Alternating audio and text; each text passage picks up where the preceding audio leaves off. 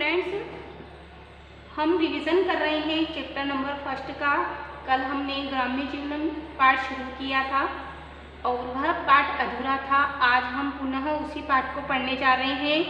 कल हमने यहाँ तक पढ़ा था कि श्रेयस ने कहा कि वहाँ वाटिका में आम के पेड़, नारियल के वृक्ष हैं और आम के पेड़ की छाया में हम दोनों साथ में खेलेंगे और भोजन करेंगे।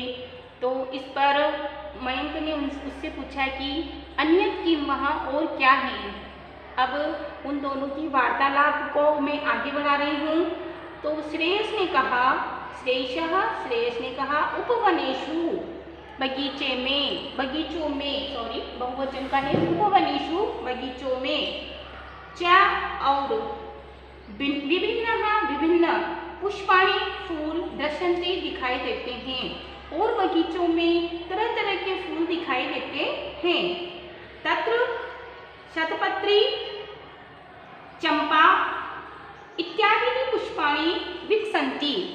वहाँ शतपत्री, चंपा इत्यादि आदि पुष्पाणि फूल विकसन्ति ने खिल रहे हैं या खिलते हैं।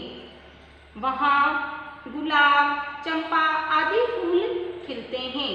गृहस्य पार्श्वे कदली वृक्षाः शोभन्ते। गृहस्य पार्श्वे घर के पास में कदली वृक्षाः केले के पेड़ शोभन्ते शोभित होते हैं या शोभा देते हैं। घर के पास में केले के पेड़ शोभा देते हैं।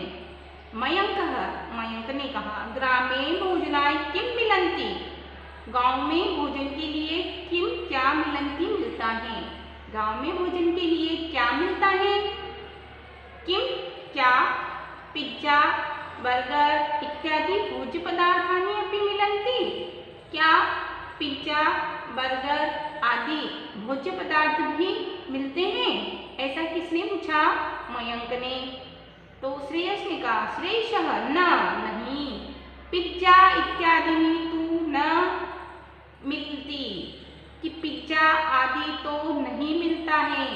परम तत्र प्रभुतम अन्नम दुग्धम फलानि इक्षुरसांसि च मिलन्ति। वहाँ प्रभुतम बहुत अधिक अन्न अनाज, दुग्धम दूध, फलानि फल, इक्षुरसांसि अर्थात गन्ने का रस, चैन और मिलन्ति मिलते हैं। वहाँ बर्गर, पिज्जा आदि तो नहीं मिलते हैं, परंतु वहाँ बहुत अधिक अनाज, दूध, फल और गन्ने का रस मिलते हैं। तत्र जलम वायु च प्रदूषितः न होती। और क्या कहा उसने कि वहाँ जलम जल, वायु च और वायु प्रदूषित या दूषित नहीं होता है, कि वहाँ का जल और वायु क्या नहीं होता है, दूषित नहीं होता है, गंदा नहीं होता है। मयंक ने कहा तत्र मनोरंजनस्य साधनानि सन्ति न। वहाँ मनोरंजन के साधन सन्ति है नहीं वा या। वहाँ मनोरंजन के साधन है या नहीं। श्रेयस ने कहा तत्र तु बालकाः जनाः च वृषभयोः कुक्कुटयोः संघर्षं दृष्ट्वा एव मनोविनोदनं कुर्वन्ति।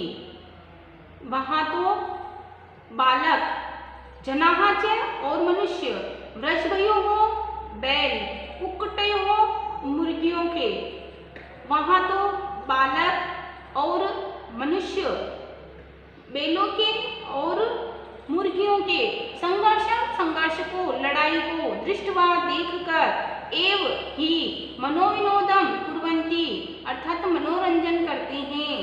कि वहाँ तो लोग और मनुष्य बालक और मनुष्य बैलों को और मुर्गियों की लड़ाई को देखकर ही अपना मनोरंजन करते हैं।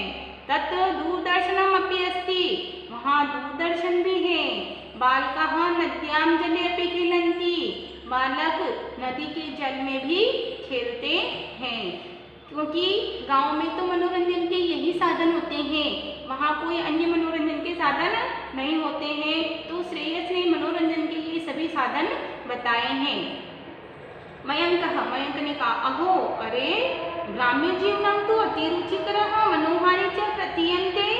अरे ग्राम्यजीवनं तु गाँव का जीवन तो अति रुचिकरः बहुत रुचिकर मनोहारी च और मन को हरण करने वाला प्रतीयन्ते प्रतीत होता है।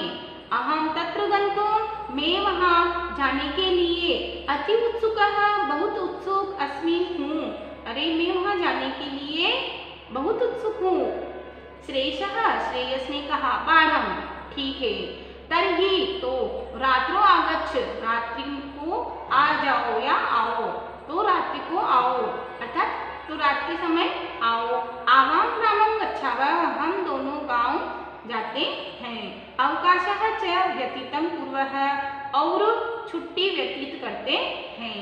तो इस प्रकार से हमारा यह वार्तालाप पाठ ग्राम्य जीवनम यहीं समाप्त होता है।